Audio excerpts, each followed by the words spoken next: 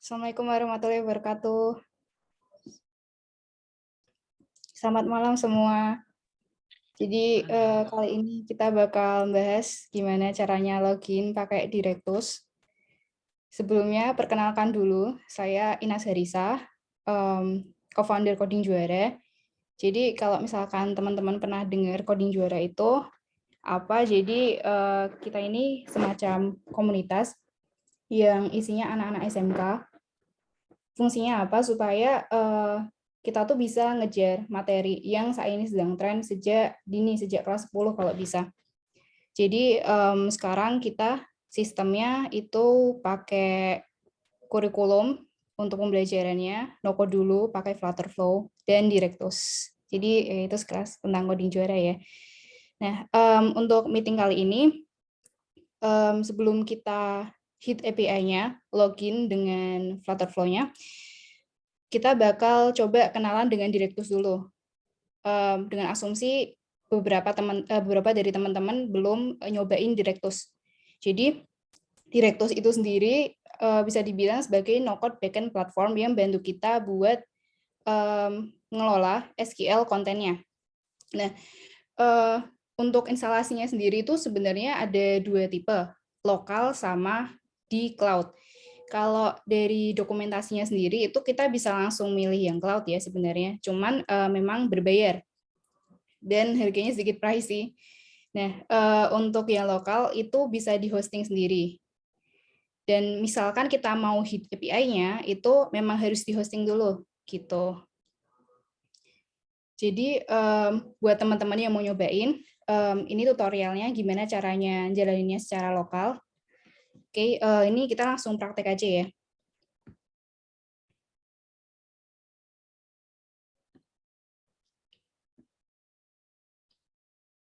Apakah layarnya udah terlihat semuanya? Lihat. Oke, sip-sip. Terima kasih. Teman-teman bisa buka terminalnya dulu ya. Setelah itu masuk ke folder yang diinginkan dan bisa jalanin ini aja. npx directus npm ini directus project, example project-nya bisa diganti nama yang diinginkan.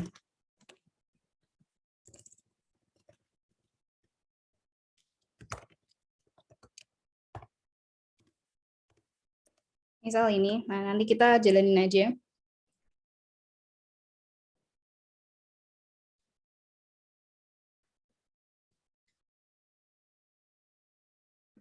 Dan untuk database-nya nanti kita pilih SQLite aja, biar simple.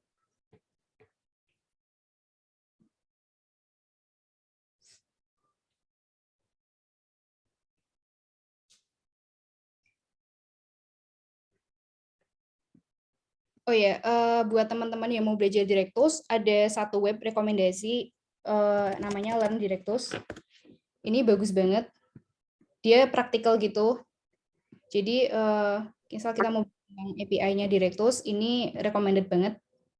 Selain dari dokumentasinya ya. Kalau misalkan dari nyampe Oma jam iya ya. Jam 11.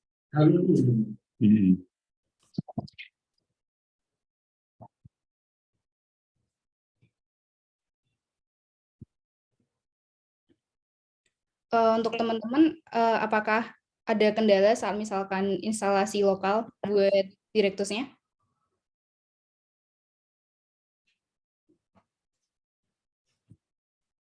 Oke, aman ya. Kalau misalkan ada kendala nanti bisa langsung di-up di grup, di chat, atau langsung open mic juga boleh. Kita langsung pakai cloud-nya aja gimana? Oh, Biar fokus boleh, ke boleh. authentication-nya aja, jadi nggak ngulang dari instalasi. Oke, boleh. Siap. Oh, Ini itu udah jadi tadi ya? gimana? SQLite. Udah ada pilihannya? Iya. Oke. Tapi kayaknya enak langsung pakai cloud aja ya? Oke.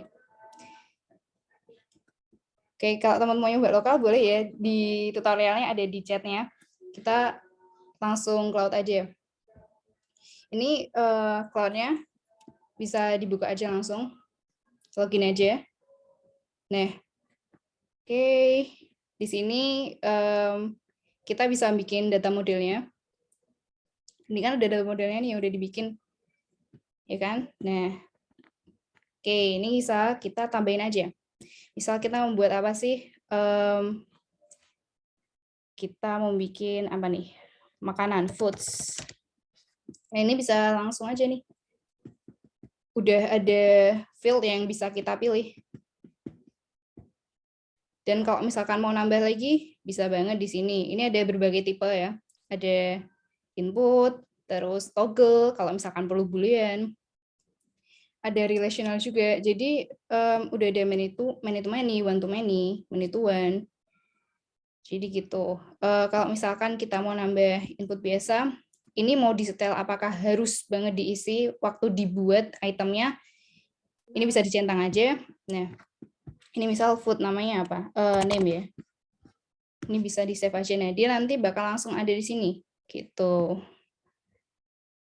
Dan ketika kita membuat relasi, itu juga semudah itu aja. Klik-klik aja. Yang tadi ya, one to many atau many to one-nya. Kalau di sini emang nggak ada one to one ya.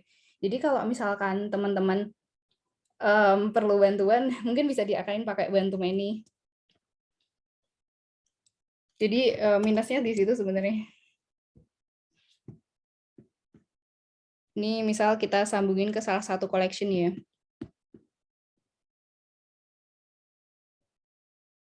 Anggap aja transaksi aja deh, biar gampang.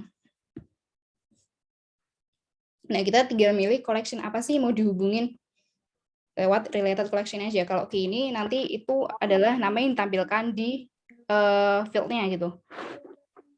Misal ini ya.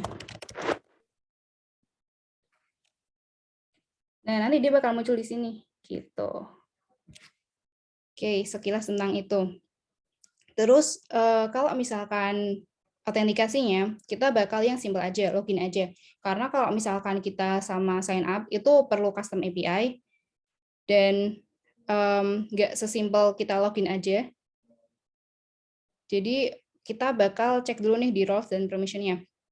Ini kan kalau kita lihat ada namanya collection, ada tabel chores. Nah, dia itu kan nggak ngehidupin privilege untuk bisa melihat, mengedit, menghapus, dan share ya untuk publik. Jadi yang bisa akses ini kan hanya admin.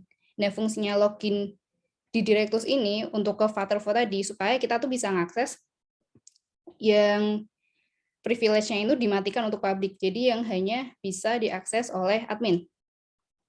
Ini kan ada chores, ada banyak ya yang kita hanya bisa dilihat oleh admin.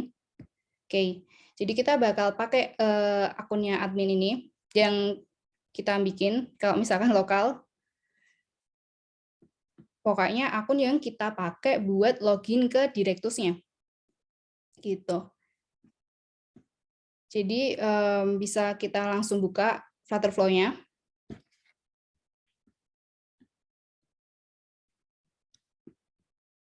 Kita langsung praktek aja.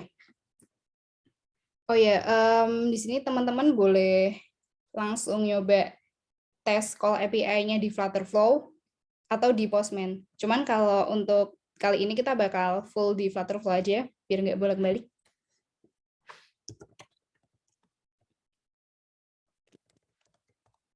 Kita pakai blank batch aja. Setup Firebase-nya dimatikan, start building. Oke, jadi yang dibutuhkan untuk login itu apa? Kita buka dokumentasinya Directus dulu, Directus Authentication. Nah, di sini URL-nya kita itu perlu out login. Jadi kita bisa masukin URL kita aja, yang ini. Kemudian di tes API call-nya bisa kita tambah dulu login. Method type-nya yaitu post, dan API URL-nya bisa kita copy, kita kasih out login. Nah, kita buka lagi ya yang dokumentasinya. dia tuh bakal ngirim apa sih, di payload-nya isinya apa sih, yang bakal kita kirim email dan password aja. Jadi emang simpel banget, kita bisa tambahin di body ini dalam bentuk JSON. Nah, kalau mau lebih cepat ini bisa di copy aja. Setelah itu kita tambah variabelnya. Kita tambah variabel supaya kita nantinya bisa masukin akun kita sendiri lewat text field ya nantinya.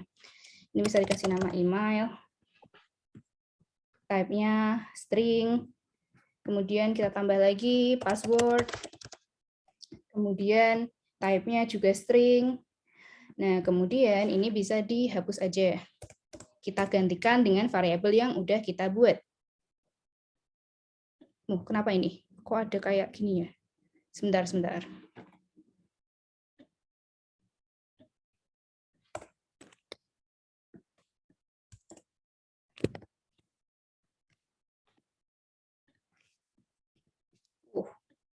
Kenapa nih? Kenapa nih? Saya ulangi lagi aja ya.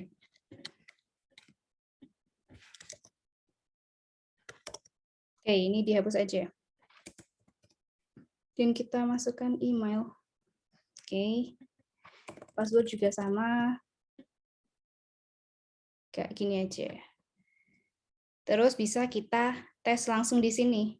Jadi enaknya di Flutterflow itu kita bisa langsung respon dan tes aja. Kita bisa pakai akun yang dipakai buat login ke sini ya. Jadi ini saya udah catat.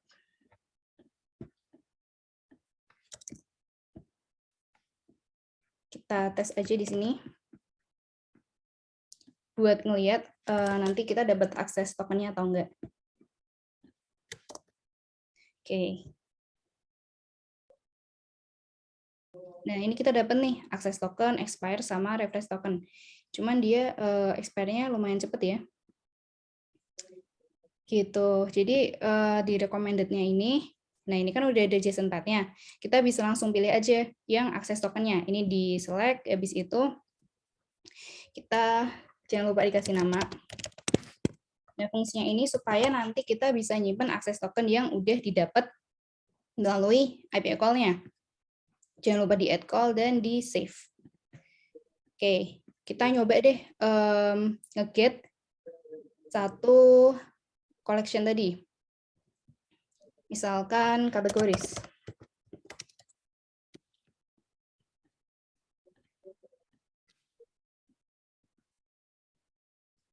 Misalkan kita mau get ini ya, kategoris ini. Ya kan kalau kita lihat di roles dan permission-nya,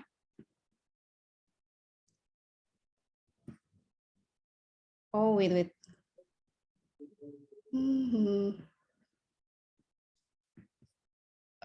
Jangan kategoris deh.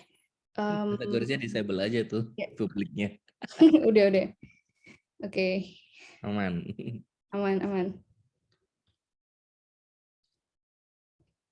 Oke, ini udah hanya admin aja ya berarti yang bisa ngeliat. Terus kita copy-in ini lagi aja. Terms kategoris. Terus, nah kalau misalkan kita mau ngaksesnya, itu kan kita perlu akses token. Nah, kita tambah query parameternya. Akses token. Nanti kita bakal ngambil dari from variable, tapi kita harus buat dulu akses token di sini.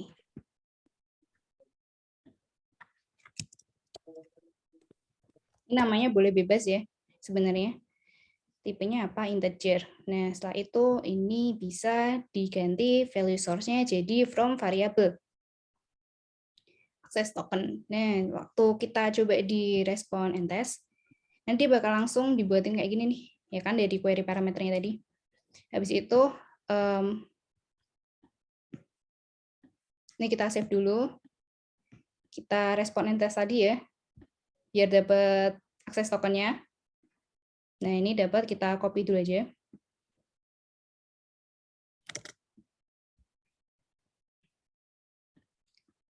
Kita ke sini, kita copy in akses tokennya tadi.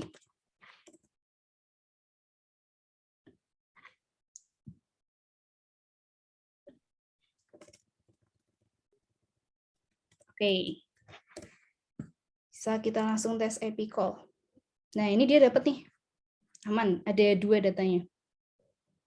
Oke, di recommended-nya bisa kita panggil aja.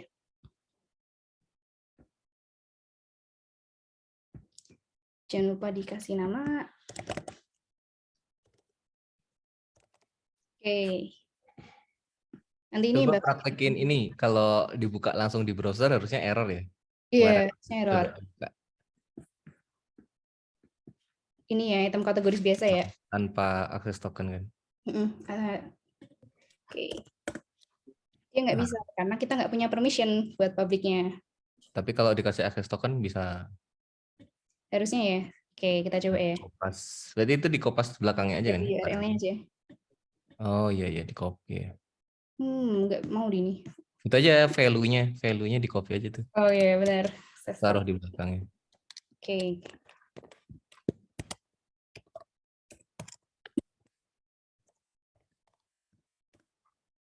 Mau dia.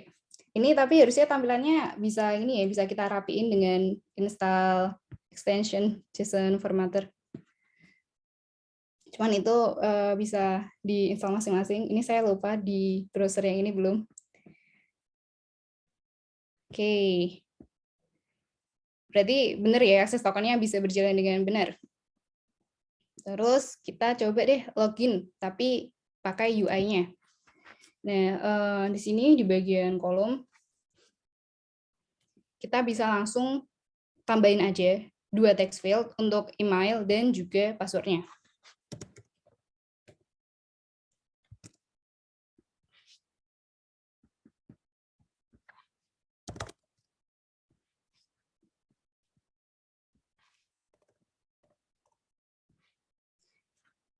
Jadi, gimana sih cara kita manggil API call tadi yang post? Nah, kita tuh bisa ngasih action ke button.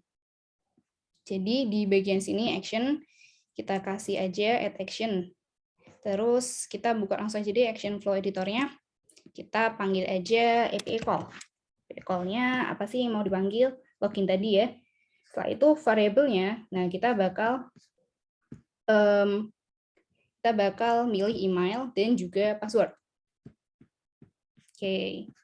Buat value-nya, kita ambil dari widget state yang text field tadi. Password juga gitu, dari widget state dan juga text field yang kedua. Nah, selanjutnya, ketika kita berhasil ya, kita kan juga mau nyimpen akses tokennya. Nah, buat nyimpen secara lokal, kita perlu namanya state. Jadi kita bikin app state-nya dulu di sini, kita close dulu. Kita bikin satu state namanya access token. Value-nya, data types-nya dia string.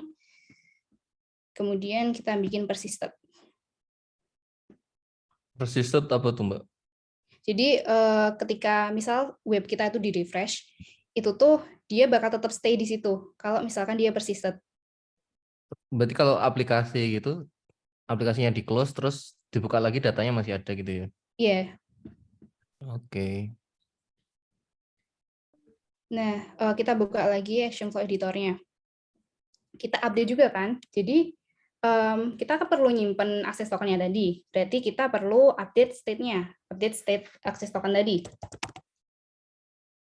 Kita buka yang state management, ini ada update state. Setelah itu set fields-nya kita pilih akses token. Nah, ini kita set value. Value-nya dari mana? Nah, dari action output. Kita pilih JSON body, JSON path. Nah, tadi kan kita udah milih ya, waktu API call, selected, udah milih akses token, nah ini bisa langsung dipakai aja. Jadi kita nggak perlu custom nulis JSON path-nya. Kita confirm. Akhirnya Cover BCTM belajar Oke. Nah, kita close dulu aja. Jadi bisa kita tes sambil dibuka inspect-nya atau developer tools-nya. Sambil nunggu kita coba bikin yang lain ya. Jadi tujuannya nanti ketika kita udah bisa login, nanti langsung diarahin ke konten yang mau kita lihat. kalau misalkan kita login nanti diarahinnya mungkin ke aplikasinya langsung, atau mungkin kalau di sini kita bakal nampilin kategori aja ya.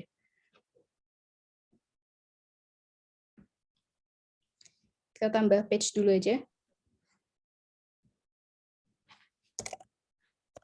Tuh AI-nya nggak dipakai Mbak, AI. Oh, enggak. Kalau bisa bahasa Indonesia enak ya. Buatan halaman. Ini udah belum ya? Oke, dikit lagi. Di sini kita pakainya nanti list view aja buat nampilinnya. Sama list style.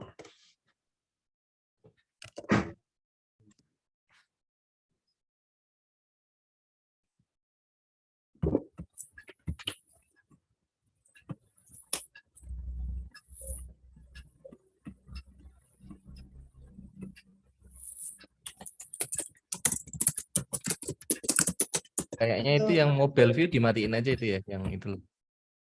Oke, udah. Biasanya bikin lemot. Ini kalau teman-teman buka inspect-nya di bagian network ya, network itu. Nanti kita juga bakal lihat apakah udah dapat akses tokennya atau belum lewat ini application. Nanti dilihat di sininya, local storage-nya.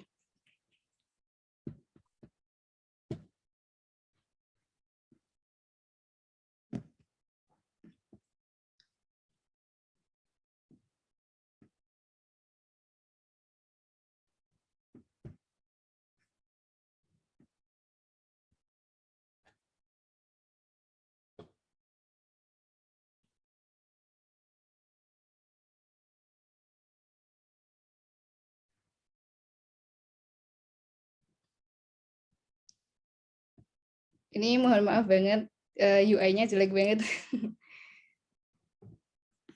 Ini sambil kita edit dikit-dikit ya.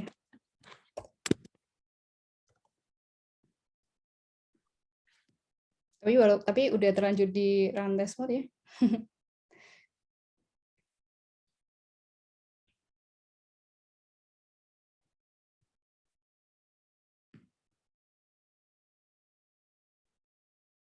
Oke.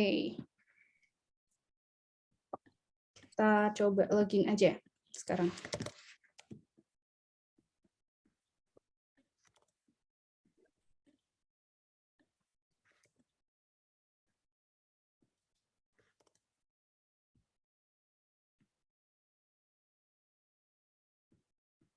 nah ini bisa kita lihat di bagian application di storage. Nah, kita udah dapat akses tokennya nih. Terus dia juga udah authenticated. Kita kasih informational dialog aja ya, biar kayak menandakan, oh udah berhasil nih loginnya. Jadi Kak, boleh nanya nggak plus minusnya pakai no code sama kita coding apa ya? untuk apanya? Front end-nya atau back end-nya? Dua-duanya.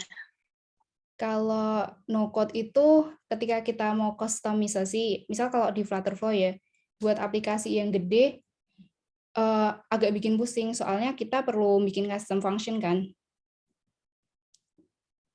Lebih pusingnya gitu ketika kita perlu nambah custom function-nya. Agak pusing tapi bisa. Nggak rekomen. Buat yang nggak bisa ngoding, rekomen Mbak. Ini rekomennya buat aplikasi yang kecil-kecil aja gitu. Iya. Biasanya kalau atau butuh library luar gitu loh Mbak. Biasanya agak ribet itu. Tapi aku pernah bikin pakai crypto wallet pakai ini bisa nggak Mbak? Lancar. Oke. Kalau buat front end-nya nggak masalah gitu. BE-nya doang yang ribet.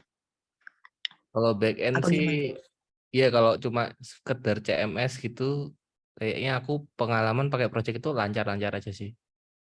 Cuma kalau udah kayak logiknya custom gitu loh, oh jika ini kenapa ini, nah itu mungkin enak ngoding sendiri. Kalau buat pricing gitu gimana? Kan biasanya kalau no code tuh kayak per bulannya mahal gitu nggak sih? Gimana Ines? Karena kita pakai yang apa nih? Kita pakai yang free.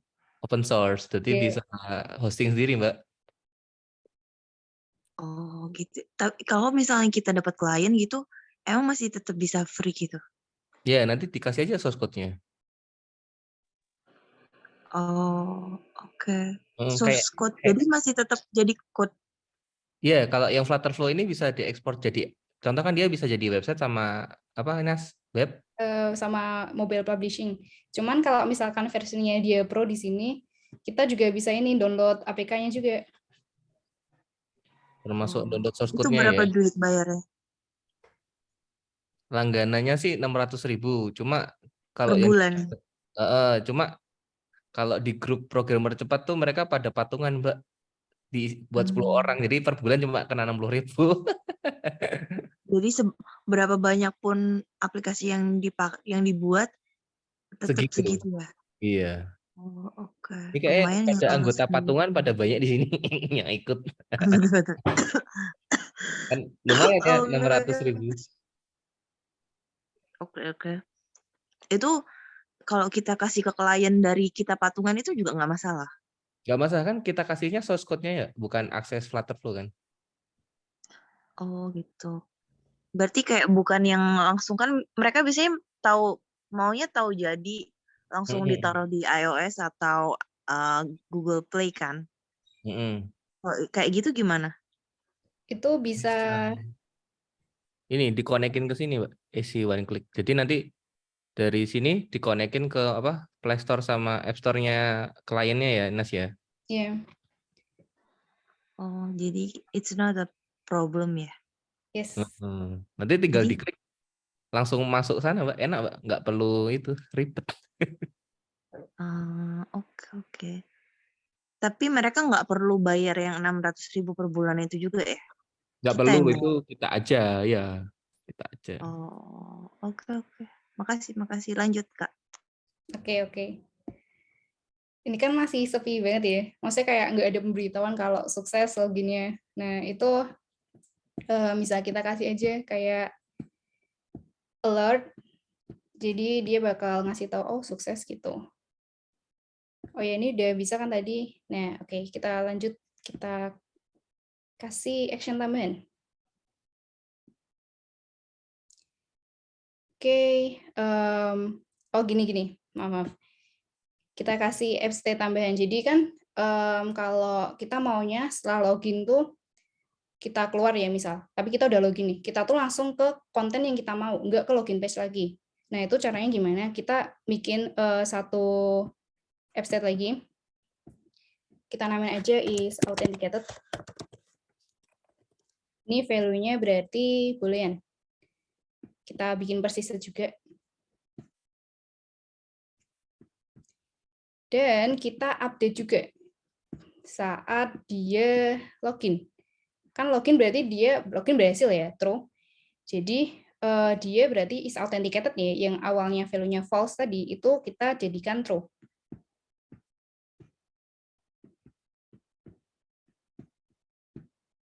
Oke. Kalau misalkan value-nya true, nah kita kasih di sini aja di home page-nya ini. Langsung kita kasih conditional action aja. Kita ambil dari upstate-nya tadi is authenticated. Kalau true, nanti dia bakal langsung navigate aja ke konten yang kita mau. Kalau di sini contohnya ke kategoris tadi.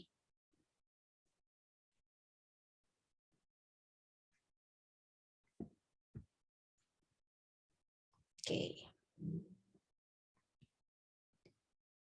Di kategoris ini kita coba deh tampilin message sederhana dulu sebelum kita get datanya. Di sini kita perlu itu sih nge-paste access token yang dari upstate tadi, kan kita udah nyimpan value-nya ke upstate access token tadi kan. Jadi kita perlu value itu. Jadi misal kita mau ngasih yang sederhana dulu ya, alert lagi aja dulu. Kita buka open float. Oke, oh maaf, kita panggil dulu ABI call-nya. Kelupaan malahan. Kita API equal dulu, API equal kategoris. Kita harus nge-pass akses tokennya tadi. Value-nya dari upset tadi kan. Nah,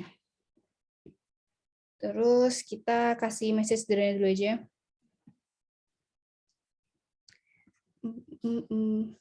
Alert notification aja. Terus kita kasih tahu kalau oh udah sukses gitu. Oke. Kita instant reload lagi.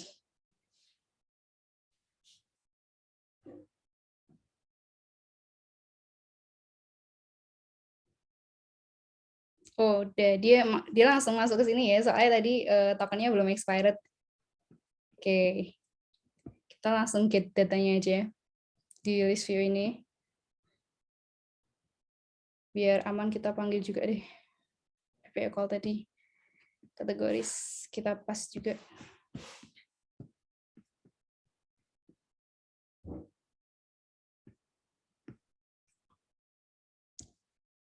Setelah itu kita generate children-nya.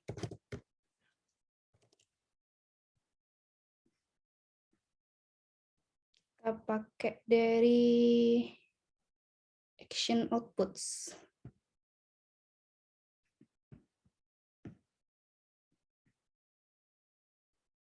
Dari data aja. Oke.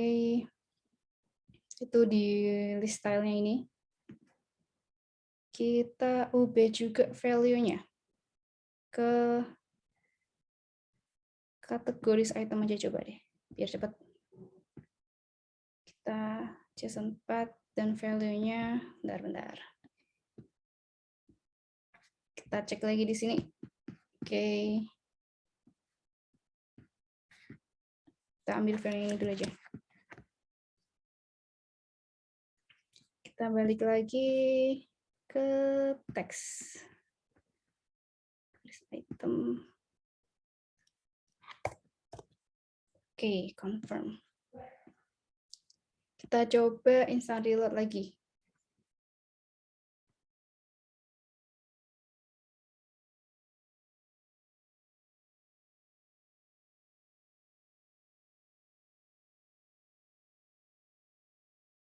Tuh, nggak mau ini. Kenapa nih?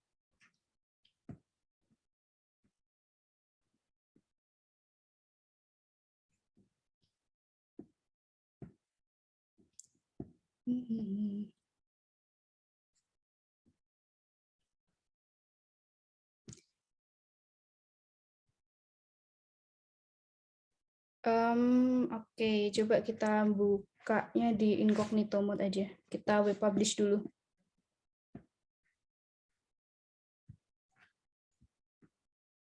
Buat web publish-nya ini bisa diklik web enable steep linking, setelah itu web publishing.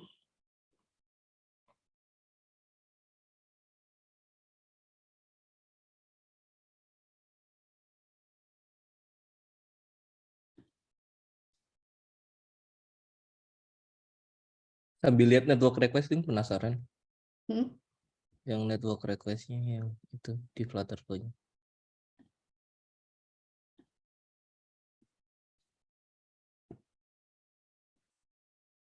Dia itu sukses ya? Yang hitnya tadi tak lihat. Iya, tapi dia nggak muncul. Kenapa coba?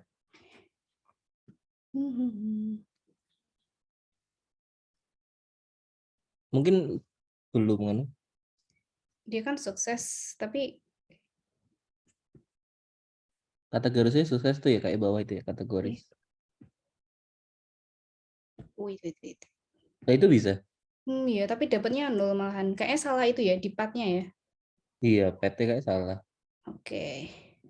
Oh, itu dia kamu datanya data .name kan harusnya langsung Aja. children-nya Oke. bukan array-nya.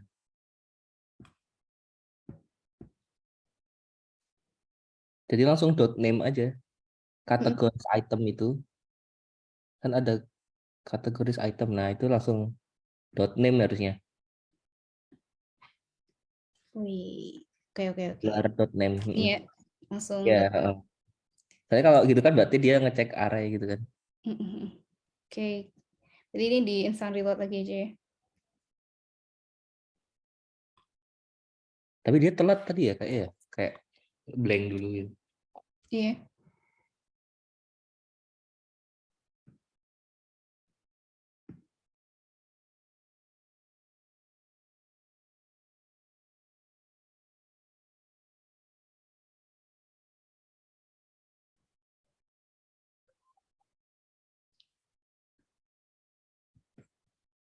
Oke.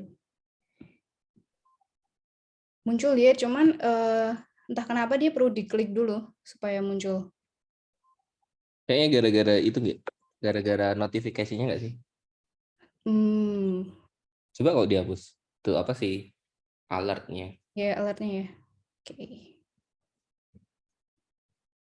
Berarti kita nggak perlu hit juga ya di sini.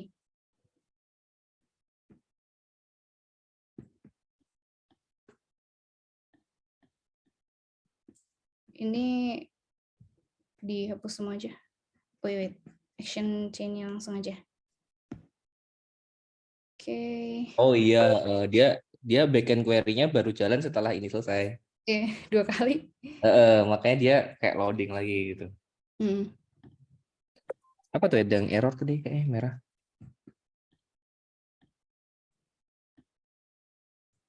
Not configured. Oh iya. Kayaknya dia tadi ngikut ke query yang satu, jadi dianggap harus Iya. dihapus dulu itu. Disimpan value-nya di ganti itu value-nya. Dia tadi tuh ngambilnya dari API result yang udah dipanggil Yang di pertama, kategori. jadi ini Iya. dihapus aja tuh. Value-nya dihapus tuh data. Di set pakai yang dari anu. Dari sini aja ya. Tinggal set yang dari backend query.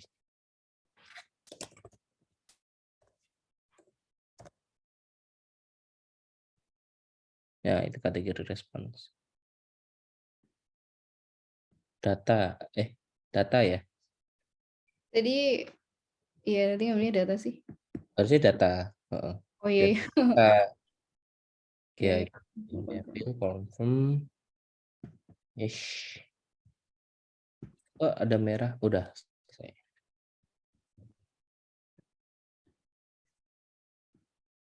Oh, masih gini.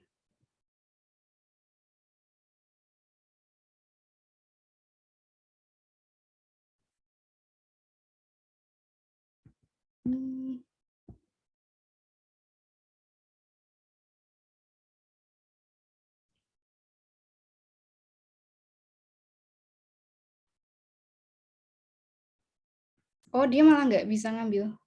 Bentar. Kenapa nih? Salah pad-nya mungkin. Iya. Akses tokennya itu kayaknya.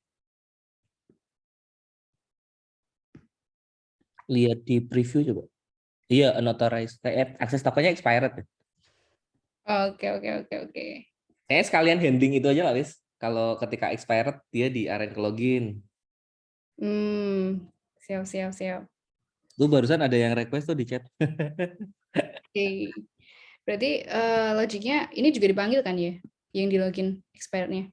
Gak usah, jadi tinggal return-nya aja. Di apa? Di bagian Kategorisnya dikasih conditional ya?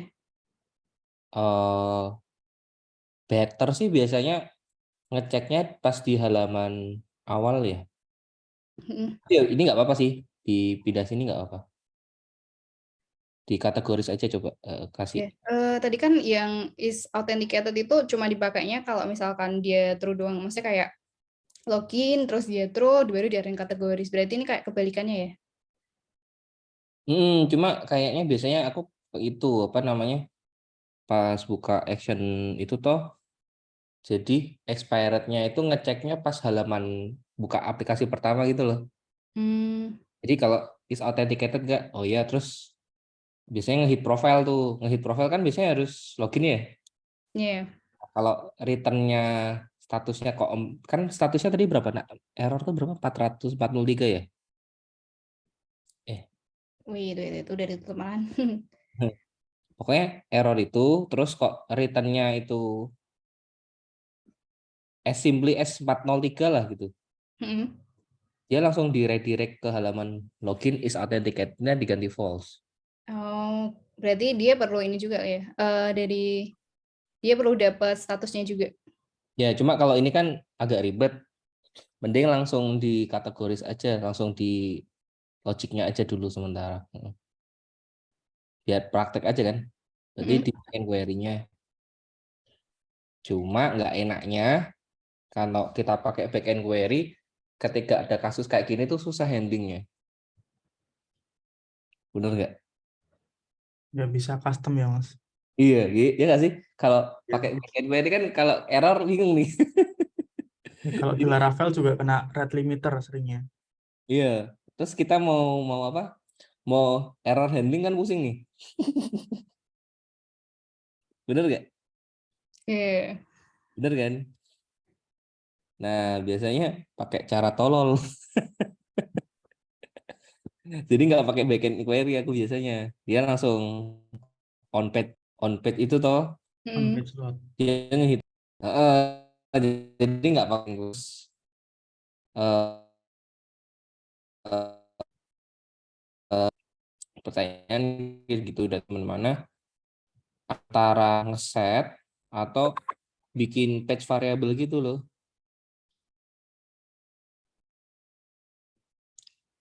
Oke.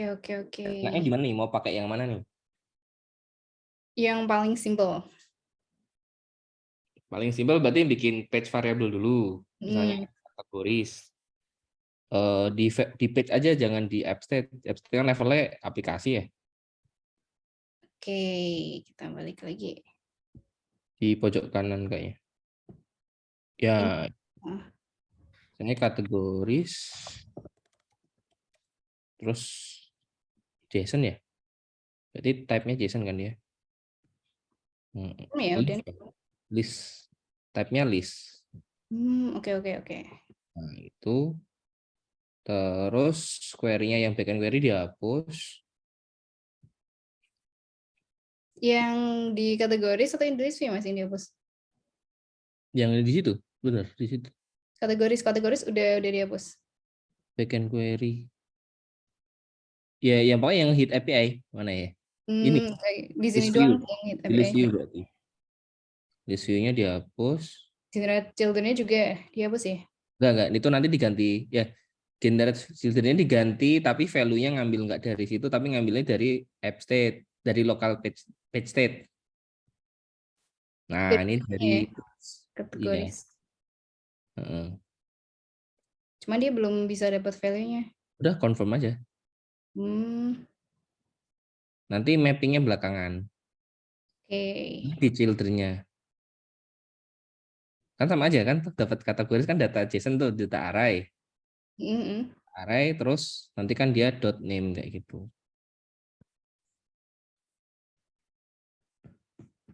Ini terus di halaman buka pertama kali. Di loginnya? Di logiknya. Enggak di kategoris, yang kategoris. Terus dia yaitu kasih logic on ketika halaman dibuka. Yang di on page load ya, di bagian ini ya, paling gedenya. Dikasih action. Oh, bentar. Animation of scaffold. Nah, di situ. Hit API, udah. API call. Ini yang itu ya, kategoris biasa. Kasih token.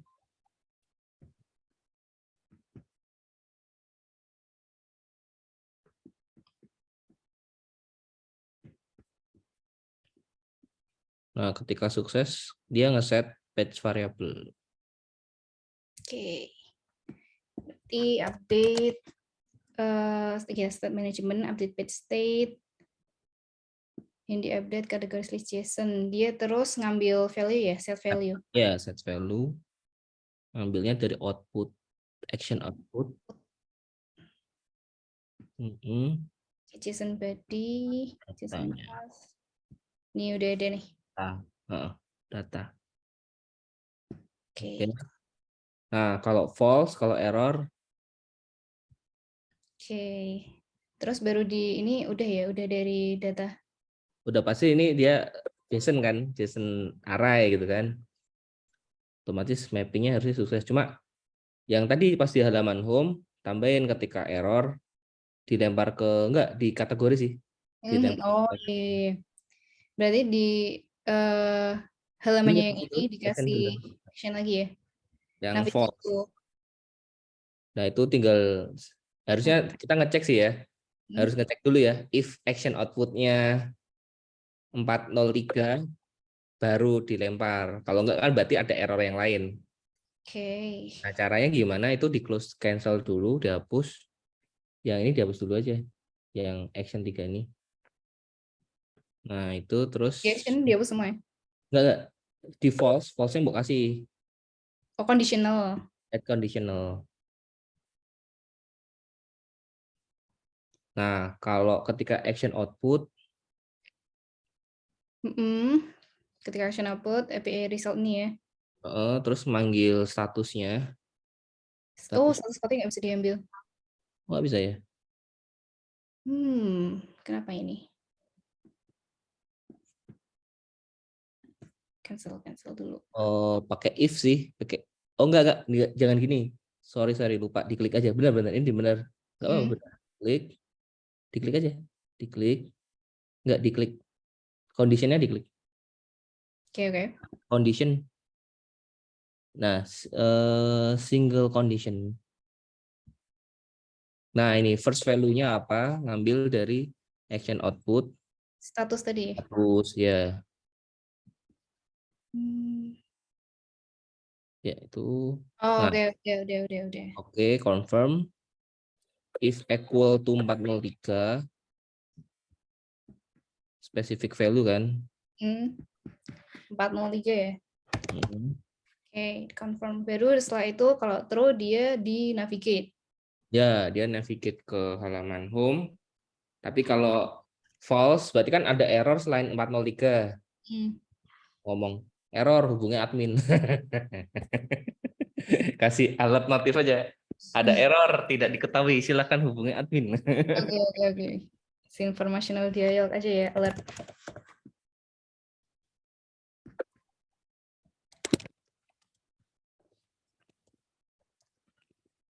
Iya, titelnya ada error gitu. Oke. Iya, gitu. Coba di run sambil dicek network request-nya.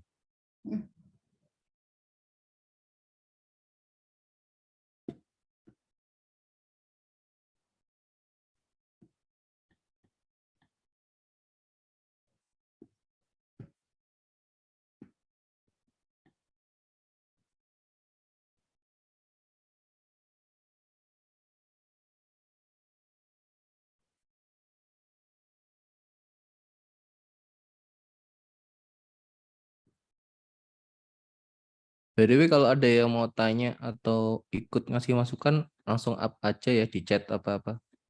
Biar nggak kayak kuburan. Enak rame gini kan. Kayak pair programming ya.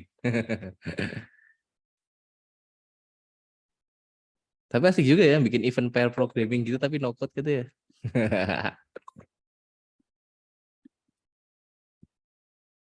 Mas izin mau tanya, Kak.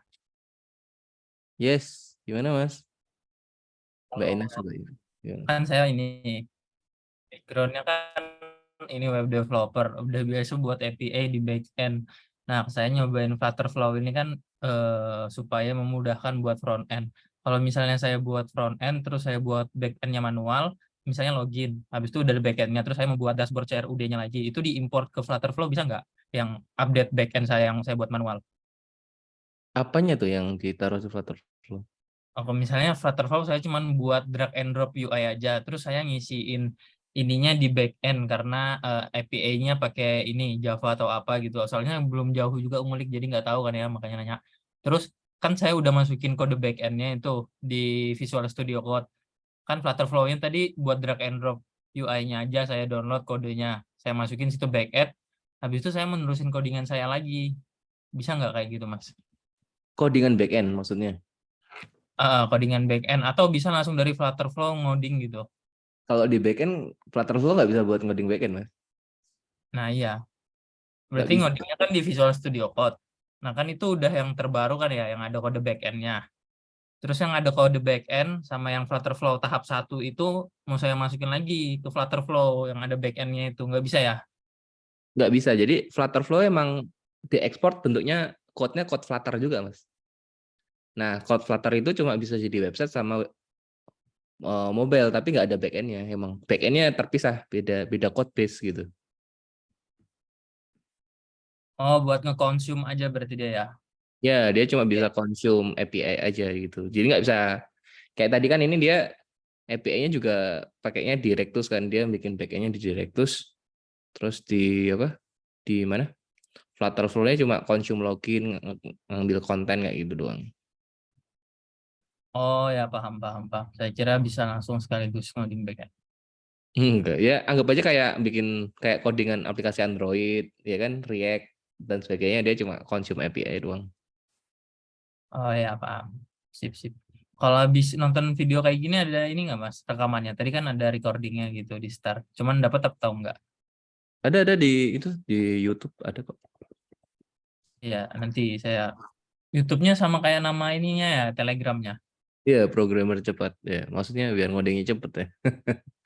Ya, sip. Mantap Mas. Thank you. Oke. Oh, dia return-nya 4 bukan 403, 401. Salah. Oke. Jadi dibenerin. Oh, saya izin tutup video sebentar buat ambil charger ya. 5 detik. Iya. Oh iya, itu baterainya tinggal dikit. Oke, mungkin sambil nunggu mau ngobrol apa nih? Ada tanya apa atau apa?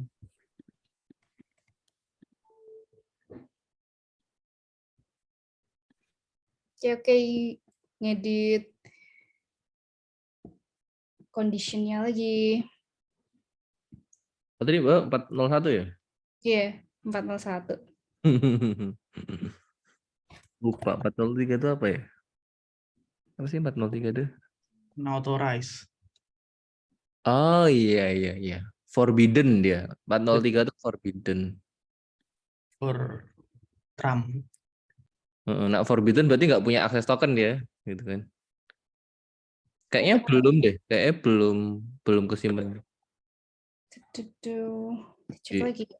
Udah 401, udah di close di. Coba gini aja deh. Control S.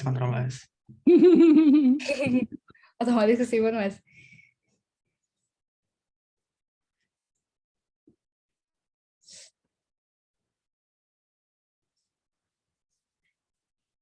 Di install reload lagi aja kah? Bentar.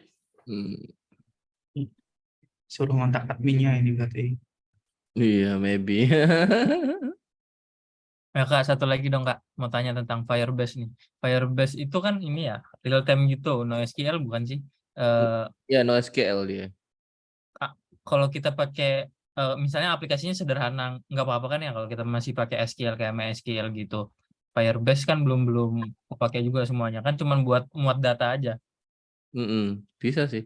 Itu kayaknya yang looping dia. Dia kan is authenticated, dia masuk sini. Ternyata hit API 401 dia balik lagi kayak bolak-balik tuh. Berarti harusnya sekalian ini redirect plus is authenticated-nya dibuat false. Wait. Dia kan jadi navigate looping kan. Iya. Yang paling bawah yang itu sebelum navigate itu. Ditaruh bawahnya aja nggak apa-apa tuh. Terus nanti dinaikin. Ini Yang true. true-nya Bawahnya dikasih plus itu kan. Nah, plus. Nah, itu klik aja di situ. action ya. Set state is authenticated-nya false. Oh iya. Ya kan dia kayak apa? Looping kan tadi. Oh iya, tadi belum diganti ya offset-nya, harusnya dijadiin false dulu. Oh, iya. Nah, itu diklik atas tuh. Atas ini ya. Enggak tadi, yang code di action flow-nya. Ini Nah, kan itu di atas. dinaikin. Ini ya? Heeh. Jadi kan dia Oh, upstate-nya diedit dulu, habis itu baru navigate lah. Ketika home kan dia ngecek, oh is authenticated false nih gitu. Oh iya iya iya betul betul betul. Jadi enggak. Kalau enggak dia looping tadi kan Hmm. pindah-pindah mulu ya, stresnya. freeze.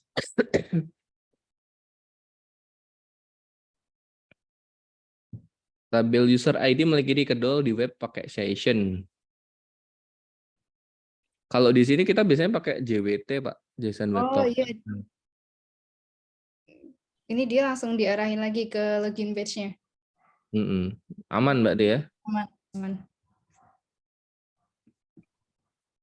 Berarti tadi kan untuk logiknya, ketika ada false, ada error, dicek dulu errornya apakah 401 conditionnya. Kalau misalkan true, berarti si authenticated yang ada di yang bakal dipakai di homepage tadi dibikin false ya. Habis itu nanti kita bakal navigate ke homepage-nya. Oke. Oke.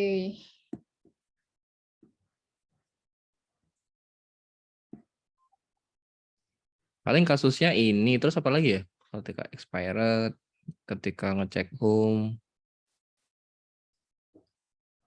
Ya secara umum sama sih ya, berarti tinggal ngecek status, masuk home, cek. Ini kalau misalkan mau nambah status lagi, jadi kayak nggak hanya 401, berarti Conditional.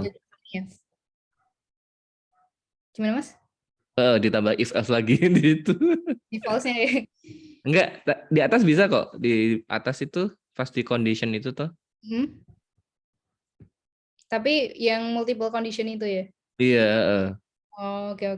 Coba di Yang ini ya, dihapus itu. multiple ini. Else. Nah, pakai itu. Nah, cakep kan? Coba. Saya penasaran. Pakai condition lagi dia, condition lagi. Nah, kayak gitu. Value-nya Kayaknya 403 gitu kan. Oke. Response just status code habis itu confirm specific value 403. Oke, confirm.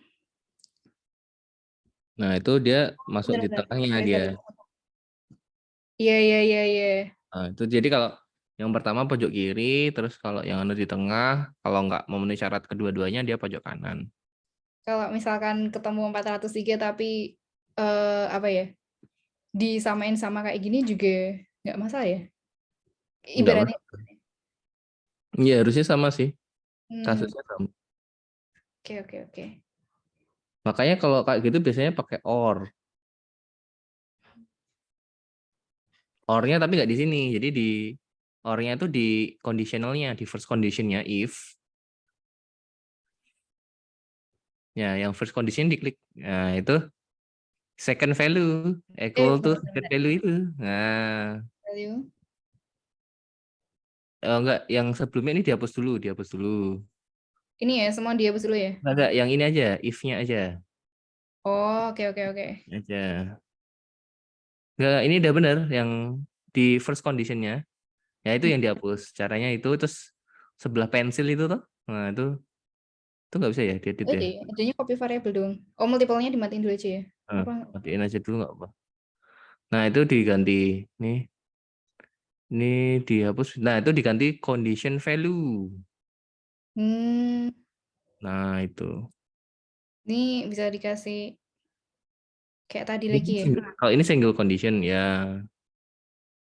Oke. Jadi itu bisa then, ini bisa if, and then apa gitu. Kayak ngecek 2 kali gitu loh. Nah, tapi kalau di sini dia nggak mau ngambil status code. Enggak bisa. Emang harus di dalamnya condition lagi gitu loh. Yang condition itu ya, single tadi ya? Ya gitulah, secara umum kayak gitu. Oh, banyak juga caranya. Kalau misalkan expire tadi. Paling enak sih langsung praktek proyek, pasti nanti akan ketemu yang aneh-aneh. Pengen lihat hasil gate-nya. Hasil gate-nya yang tadi apa ya? Yang apa? Yang mana, Pak? Berarti login lagi aja ya. Oh, Tadi kalau yang di Directus itu ada pagination-nya ya, setauku. tadi datanya cuma 2 sih ini. Heeh. Setauku sih kalau yang Directus tuh dia ada pagination-nya, jadi kayak per page sama page gitu. Oh, benar.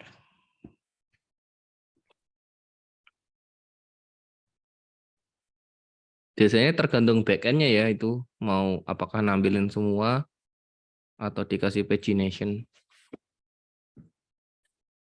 Oh, udah tadi login. Dapatnya ini. Bisa diatur, Pak, nanti dikasih parameter aja, Pak. Ketika nge-get API dikasih parameter. Misalnya parameternya pakai per page sama page, ya itu nanti dipakai itu gitu. Kalau di mobile tuh kayak setahu ada infinite load gak sih? Yang nanti Ada. pagination-nya naik sendiri. Aku lupa pakai yang mana ya. Pakai yang mana ya? Tapi harus pakai backend query dia.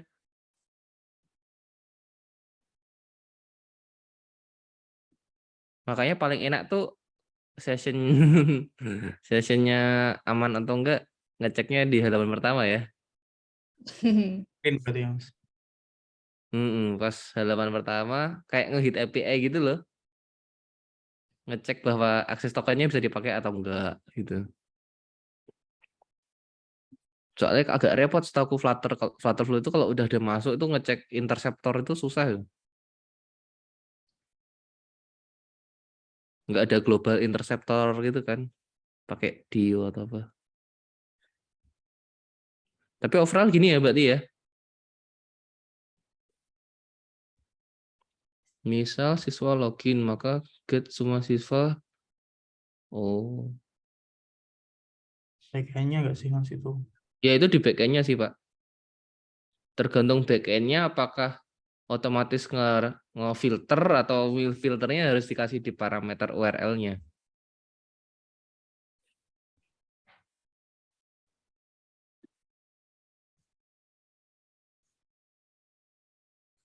Biasanya kan berarti nilai gitu kan, nilai.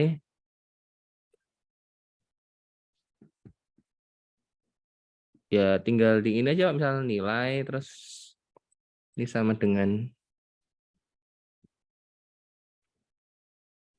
nanti niche-nya diambil dari variabel aja. Pas login niche-nya disimpan di app state gitu kan, terus nanti pas query dipakai.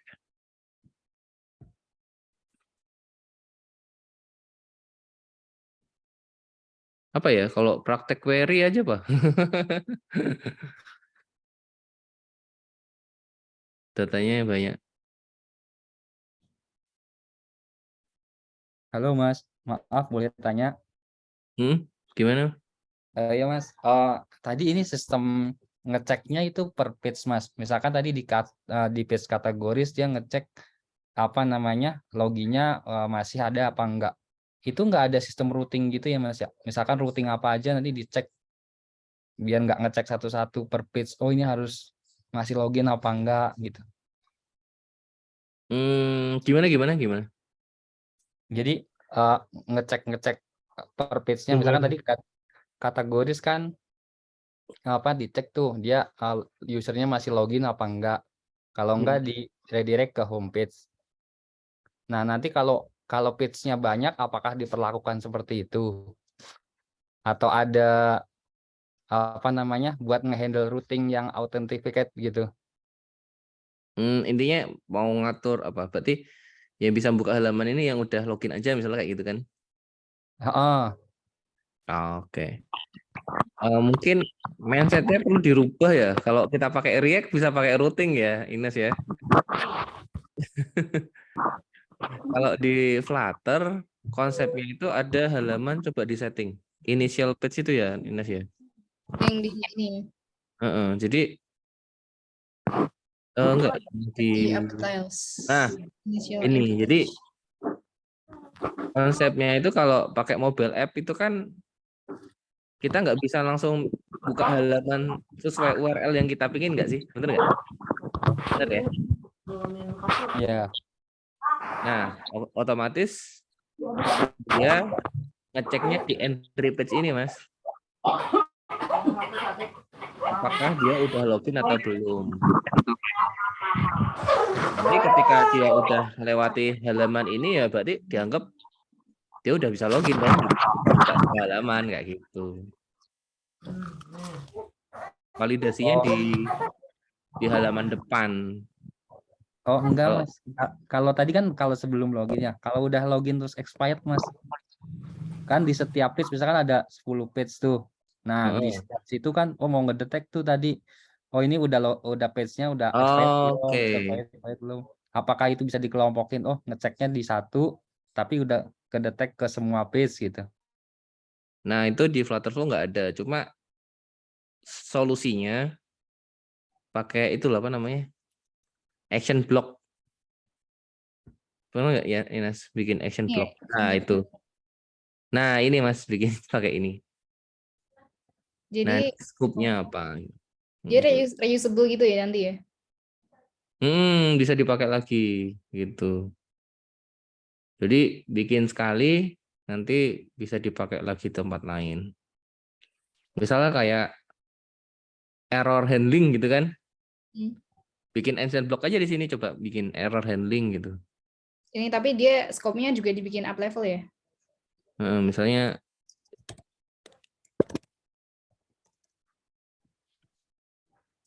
nah, kita bikin di sini aja. Misal Conditional aja kan ya? Berarti. tapi ada parameternya kan. Parameter misalnya error code gitu kan. Type-nya integer. Nggak ada return value-nya ya, nggak perlu ya. Ya, terus kasih aja action, Mas. Nah, if condition. Ini single condition atau kalau ngikutin tadi langsung Ini aja sih single ya? bebas. Ini contoh aja single aja nggak apa-apa. Single first value-nya dari parameter dari Yang action parameter ini. ya. Nah, gitu. Nggak perlu di drill down kan datanya cuma satu. Equal second to 401. Misalnya for example ini. Anggap aja kalau true navigate lah gitu kan.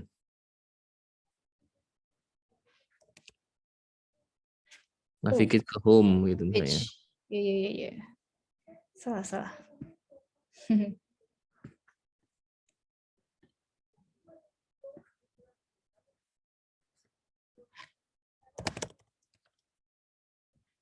Nah, untuk simple aja lah contoh kayak gini. Nanti pas di action block, di actionnya yang ini, yang action biasa ini, yang biasa, enggak yang action halaman.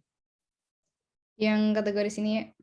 Yang kata action biasa. Yeah. Itu ketika false, ini manggil action blocknya. Ini dihapus aja dari atas berarti. Enggak yang paling atas. Ini ya, dari sini ya. Nah, ini dihapus. Terus panggil action block. Nah, parameternya di spas yang dilempar. Nah, dari value-nya dari mana? Dari action output. Yang status tadi. Iya, kayak gitu. Apakah satu-satu? Iya. Ya kan? Tapi setidaknya tidak sengsara banget lah. Tidak terlalu sengsara gitu. Oke, mantap Mas. BTW ini fiturnya barusan rilis kemarin ya? Iya kan Dimas? Ya apa Mas? Yang action Ya, block ini. ini. Iya. Yang sebelum pakai action block lebih menderita Mas. Satu-satu ya. Iya, tapi nggak tahu Flutterflow itu update-nya tiap bulan ada aja sadis kok. Iya, tiba-tiba. Tiba-tiba. Biasanya di community ada Mas, jadi kayak di community.flutterflow itu bisa dia ada cara-cara unik lah.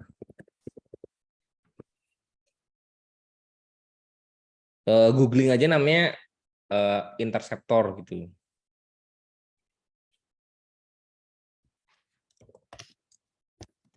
Cuma biasanya kayaknya nggak terlalu, masih banyak yang di community Flutterflow gitu. Itu udah di paling atas. Pakai Aiken. Tapi dia ngomong saat ini tidak bisa. There's no way at this moment to add an interceptor. Ya, plus minus ya Mas ya.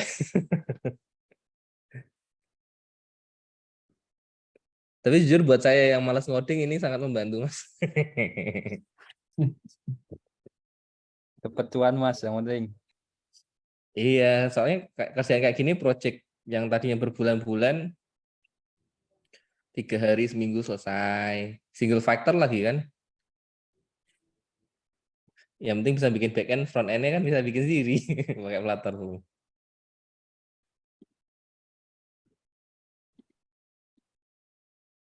Oke, dilanjut Mbak Ines, ada lagi yang mungkin yang lain.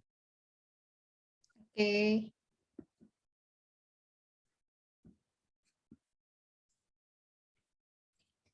Dirangkum aja ya, karena sebenarnya tadi rencana awalnya memang login aja, tapi terus dibantu sama Mas Arya bisa ngehandle kalau misalkan expired, kita rangkum aja ya. Dari mulai login ya. Login tadi kita bisa manggil API call post tadi kan, terus payload-nya email sama password, dan ketika true dia nanti bakal nge-update akses tokennya nanti didapat dari kita sukses tadi, nanti value-nya bakal masuk ke upstate, terus yang is authenticated tadi yang awalnya false kita jadikan true, terus ketika is authenticated tadi true, dia bakal langsung diarahin ke kategoris, dan di kategoris ini untuk bisa ambil datanya itu perlu akses token, jadi kita perlu nge-paste akses tokennya juga. Jadi di list view ini ya. Nah, cuman dia kan udah kita jadiin ini pakai page state. Jadi kita lihat aja di sini. Di action-nya aja. Nah, ini kan kita panggil ya. Jadi dia nge-paste akses tokennya juga. Dan juga dia bakal nge-update widget state-nya. Dia nge-update kategori list JSON tadi kan, yang kita buat page state-nya itu ngambil data dari mana? Dari API result-nya, dari action output-nya. Yang kita pakai datanya aja. Dan ini ya error handling-nya ya yang tadi ya, kalau expired ya. Kalau misalkan udah habis masanya, nanti bisa kita kasih conditional aja. Nah, tapi ini yang lebih simpelnya tadi kan, yang nggak terlalu menyiksa tadi, berarti bikin action block-nya. Di sini kan udah dikasih condition-nya. Kayak error code ini kan dia sebenarnya ini ya, parameter. Jadi kalau misalkan dia value-nya 401, dia nanti bakal di-navigate lagi ke homepage. Nah, kita bisa paste ini aja ke action-nya tadi. Ke sininya. Jadi kalau misalkan ini berarti kan artinya dia ketika akses tokennya tidak bekerja kan false ya. Kalau udah expired kan dia false. Nah, nanti kita kasih action block. Action block-nya kita kasih error code tadi. Error code-nya value-nya dari API result tadi ya. Action output status code, dan kalau misalkan dia statusnya 401 juga sama kayak yang di ini ya. Action block tadi ini kan juga 401, berarti dia nanti bakal dinavigate ke loginnya tadi. Gitu rangkumannya. Oke, kalau dari praktiknya cukup segitu sih. Kita fokusnya di login aja tadi. Oke. Jangan lupa di tes mode, Mbak. Oke. Kita tes sekali lagi ya, terakhir kali.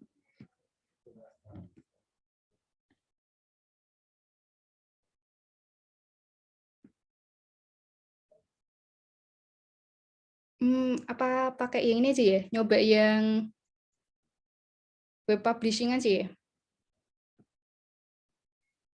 Oh, 40 menit lalu. Habis ulang lagi aja.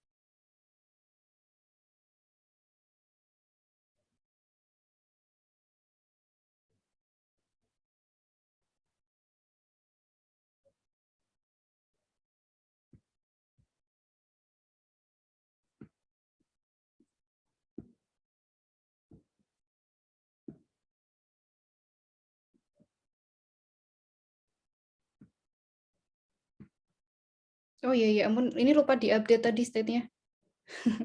Kurang update state tadi. Kita update dulu. Authenticated-nya kita jadiin false dulu lagi. Kelupaan ini malahan tadi. Oke. Sama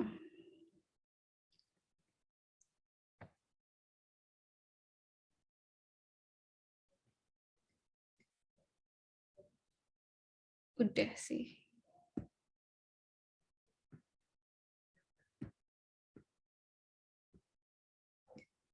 Kita update page state-nya juga.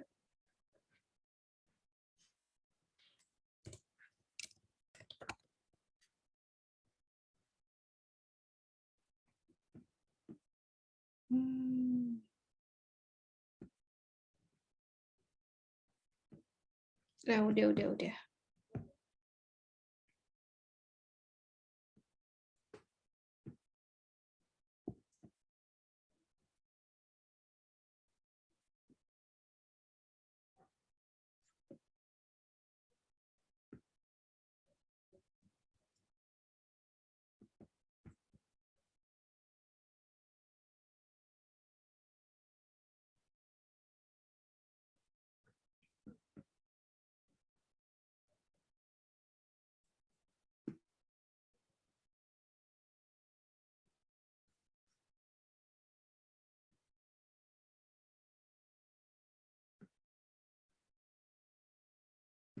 Oke.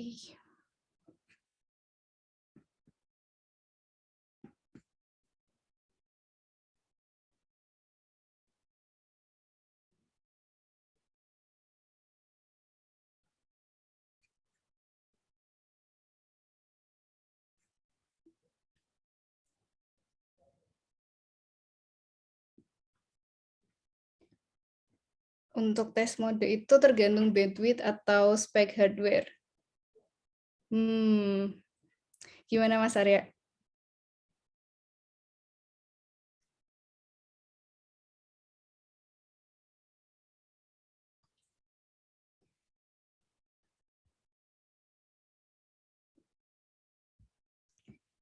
Coba cek aja ya, tes mode.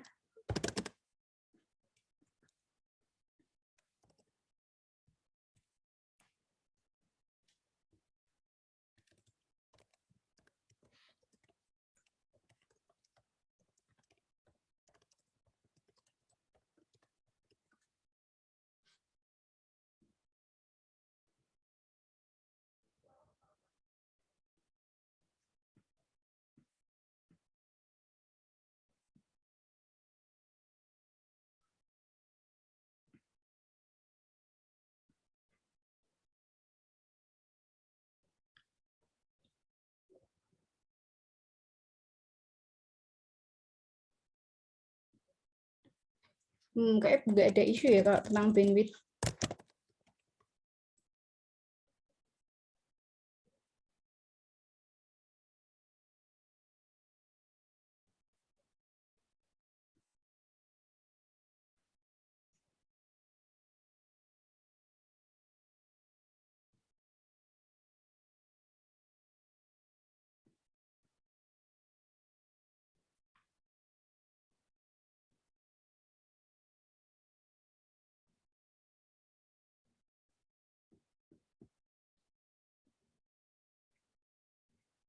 Oh, bentar. Kita masih login tadi. Ini kayaknya ada ini deh. Di action block-nya tadi. Dia masih ke looping.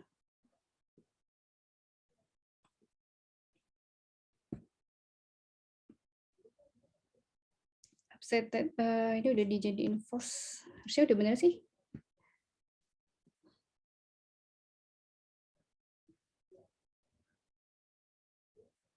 Juga ada levelnya.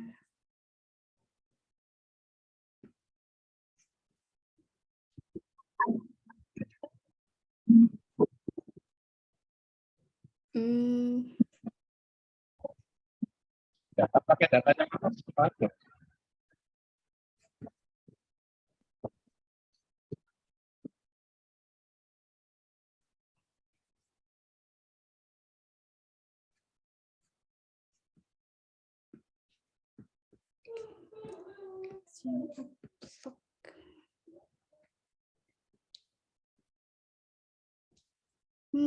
Dia ini ya. Ke ini lagi. Problemnya sama kayak tadi lagi.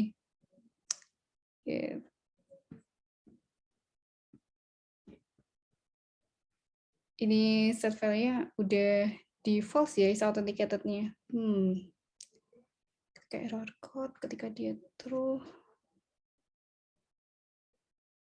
Dijadiin false dan nanti navigate ke homepage. Kalau tadi logiknya kayak gini ya.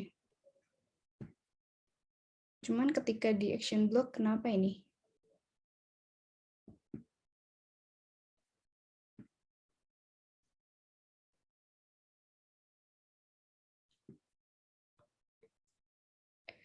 Access token.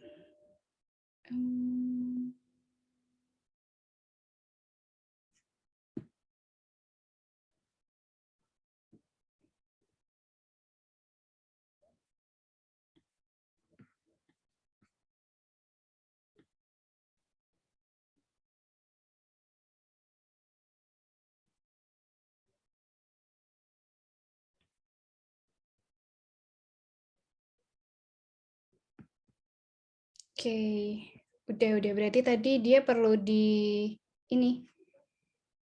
Action-nya juga perlu dikasih update page after. Padahal tadi kan logiknya sama ya, kalau yang di action block tadi. Dia juga udah update ini, udah ngupdate state-nya tadi ya, yang is authenticated yang ada di login page-nya tadi. Cuman tadi masih looping, berarti dia perlu ini, di bagian action-nya tadi, jangan lupa dikasih update page after, gitu. Biar nggak looping terus. Oke. Kira-kira segitu dulu buat praktiknya hari ini. Untuk tadi dari awal, dari login sampai handle expire-nya, apakah ada pertanyaan? Atau misal penjelasannya kurang jelas, ada yang perlu saya jelaskan ulang lagi?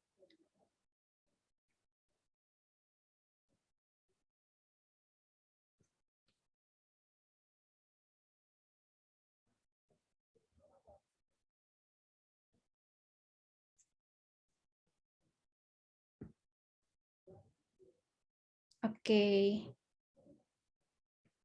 Untuk rekamannya nanti bisa dicek di YouTube-nya Programmer Cepat ya. Linknya nanti saya update di grupnya sekalian. Kalau udah nggak ada pertanyaan, Eh,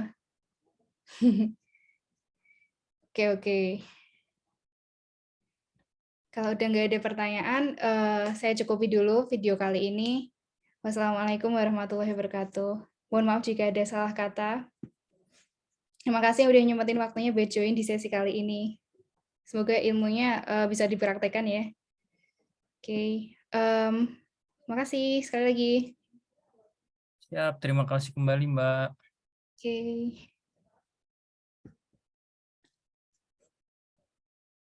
Udah bisa out ya teman-teman. Waalaikumsalam warahmatullahi wabarakatuh. Makasih, Mbak. Ya, terima kasih juga yang udah datang.